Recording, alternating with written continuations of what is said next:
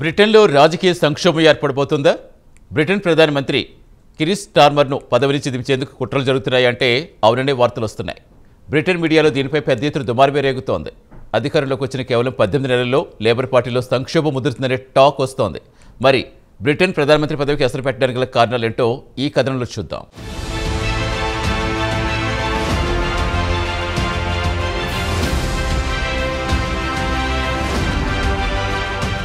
Britain ప్రధాని కీర్ స్టార్మర్ను గద్దెదించడానికి తెర వెనుక నుంచి పెద్ద ఎత్తున కుట్రలు జరుగుతున్నాయి. ఆయన పార్టీకి చెందిన వారే ఆయనను గద్దెదించడానికి చాప కింద నీరులా ప్రయత్నాలు మొదలు పెడుతున్నారు. దీంతో ప్రధాని కూడా అప్రమత్తమైనట్టు బ్రిటన్ మీడియాలో పెద్ద ఎత్తున వార్తలు వస్తున్నాయి. అధికారంలోకి వచ్చిన కేవలం 18 నెలల్లో లేబర్ పార్టీ సంక్షోభం ఏర్పడిందన్న వాదన వినిపిస్తోంది. మంగళవారం సాయంత్రం పేరు చెప్పడానికి ఇష్టపడని వర్గాల వారు గార్డియన్ న్యూస్ పేపర్తో మాట్లాడుతూ హెల్త్ సెక్రటరీ వెస్ కీర్ స్టార్మర్ కు వ్యతిరేకంగా జట్టు కడుతున్నట్టు చెప్పారు. దీంతో మీడియాలో పెద్ద ఎత్తున వార్తలు రావడంతో బుధవారం తెల్లవారేసరికే స్టీటింగ్ వెంటనే మీడియాను పిలిపించుకుని తాను ప్రధాని పదవికి సవాల్ చేయడం లేదని వివరణ ఇచ్చుకున్నారు. స్టార్మర్ పదవి నుంచి దించడానికి తాను ఎలాంటి కుట్రలు పనలేదని హెల్త్ సెక్రటరీ చెప్పుకొచ్చారు. అయితే ఈ పుకార్లు ఎలా వచ్చాయి? పుకార్లకు కారణమైన వ్యక్తులను పార్టీ నుంచి తొలగించవచ్చా అని హెల్త్ సెక్రటరీను ప్రశ్నిస్తే తొలగించాల్సిందే అంటూ ముందుగా వారిని గుర్తించడం ఎలా అని ఎదురు ప్రశ్నించారు. తర్వాత అనవసరంగా తన సమయాన్ని వృధా చేసుకోదలుచుకోలేదని చెప్పి తప్పించుకున్నారు. ప్రధాని చుట్టూ ఉండే కొంతమంది వ్యక్తులు నిర్లక్ష్యంగా వ్యవహరిస్తుండడం వల్లే ఈ పరిస్థితి నెలకొంది. మంత్రులు, నాయకులు ఎవరి ఇష్టం వచ్చినట్టు వారు వ్యవహరిస్తున్నారు. గత ఏడాది కాలంగా ప్రధాని పనితీరుపై ప్రజల్లో అసంతృప్తి నెలకొంది. క్రమంగా ఆయన కూడా ప్రజాదరణ కోల్పోతున్నారు.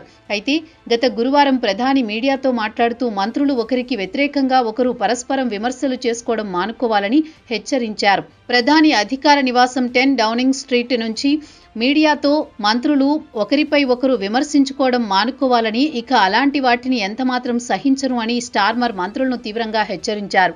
ప్రస్తుతం లేబర్ పార్టీలో అంతర్గత కుమ్ములాట ఊపందుకోవడం ప్రధాని మంత్రి నిస్సహాయుడిగా ఉండిపోవలసి వచ్చింది.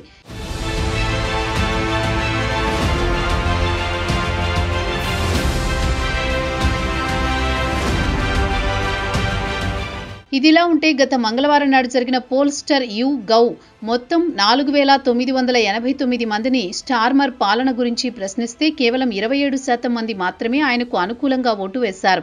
మిగిలిన వారు ప్రధాని స్టార్మర్ పాలనపై అసంతృప్తి వ్యక్తం చేశారు. దీంతో లేబర్ పార్టీలో స్టార్మర్ క్రమంగా పట్టుకోల్పోతున్నారు.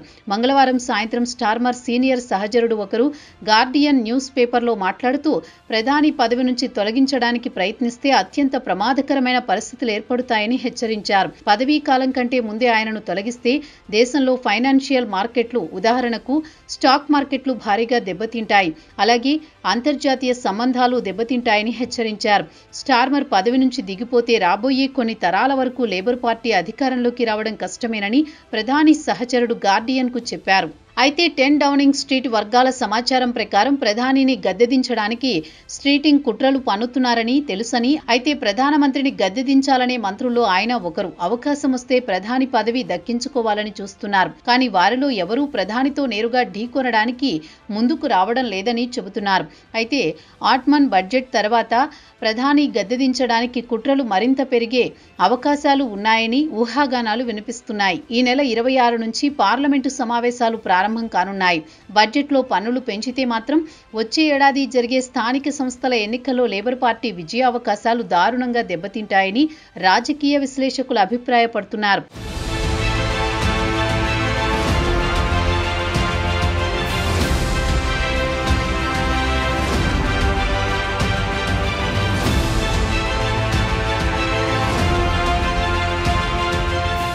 ఇదిలా ఉండగా శుక్రవారం బ్రిటన్కు చెందిన ఫైనాన్షియల్ టైమ్స్ కూడా ఒక వార్త ప్రచురించింది.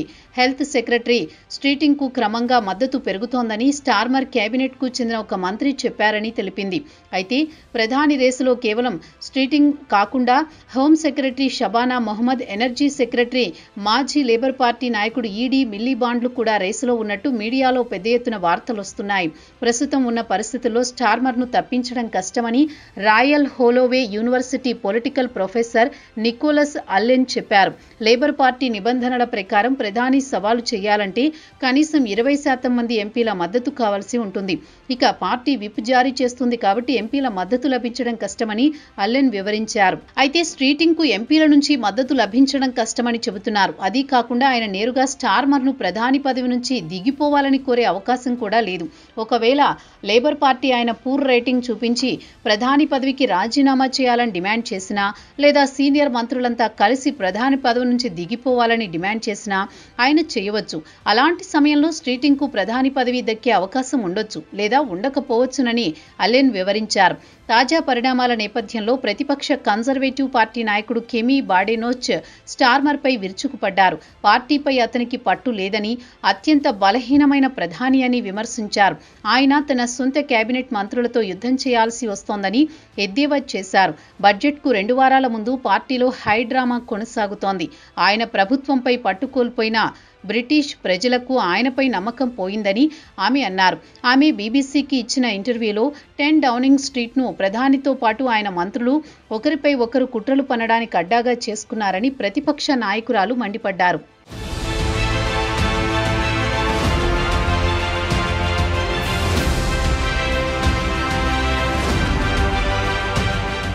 ఇక బ్రిటన్లో కోవిడ్ తర్వాత అంటే 2020 నుంచి పరిస్థితులు పూర్తిగా మారిపోయాయి.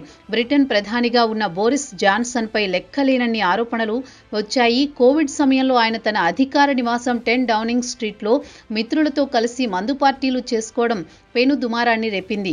యావత్ దేశం లాక్డౌన్లో ఉంటే ప్రధాని తన మిత్రులతో కలిసి విందులు, విలాసాల్లో మునిగి తేలుతున్నాడని ఆయనపై నో కాన్ఫిడెన్స్ మోషన్ తీసుకువచ్చి ఆయనను ప్రధాని పదవి నుంచి తప్పించారు. ఆయనను పదవి నుంచి దించడానికి ఇన్ఫోసిస్ సహ వ్యవస్థాపకుడు ఎన్ఆర్ఐ నారాయణమూర్తి అల్లుడు రిషి సునాక్ కుట్ర పన్నాడని బోరిస్ జాన్సన్ తీవ్రస్థాయిలో ధ్వజమెత్తారు. అటు తర్వాత లిజ్ ట్రస్ వచ్చారు. ఆమె కొన్ని నెలల పాటు ఉన్నారు. ఆ తర్వాత రిషి సునాక్ ప్రధానిగా బాధ్యతలు స్వీకరించారు. ఆయన ఎలాగోలా నెట్టుకొచ్చారు. గత ఏడాది జరిగిన ఎన్నికల్లో Rishi Sunak party conservative party ఘోరంగా ఓడిపోయింది. ఇక బ్రిటన్ను పట్టి పీడిస్తున్న అంశాల విషయానికొస్తే, 1 దేశంలోకి విచ్చలవిడిగా వలసలు రావడం, చిన్న చిన్న బోట్లలో ఫ్రాన్స్ నుంచి బ్రిటన్కు రావడంతో దేశంలో అక్రమ వలసలు పెరిగిపోవడం ప్రభుత్వానికి పెద్ద తలనొప్పిగా మారింది. ఎంత కట్టడి చేయాలనుకున్నా అధికారంలోకి వచ్చిన పార్టీలు విఫలమవుతున్నాయి.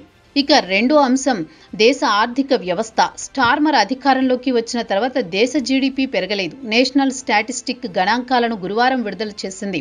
జూలై నుంచి సెప్టెంబర్ త్రైమాసికంలో బ్రిటన్ జీడీపీ కేవలం 0.1% మాత్రమే వృద్ధి చెందింది.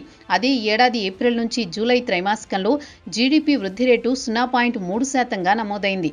దీంతో ప్రజలు ఆర్థికంగా తీవ్ర ఇబ్బందులు పడుతున్నారు. అదే సమయంలో ఆ వైఫల్యాలు చూపించి అధికారంలో ఉన్న ప్రధానమంత్రిని తొలగించడానికి కుట్రలు పన్నుతున్నారు. ఆయన పార్టీకి చెందిన మంత్రులు. ఇక అది కన్జర్వేటివ్ పార్టీ అయినా లేబర్ పార్టీ అయినా ఇదే తంతు కొనసాగుతోంది. మరి స్టార్మర్ పదవి ఉంటుందో ఊడుతుందో బడ్జెట్ సమావేశాల తర్వాత క్లారిటీ వచ్చే అవకాశాలున్నాయంటున్నారు బ్రిటన్ పొలిటికల్ పండిట్స్.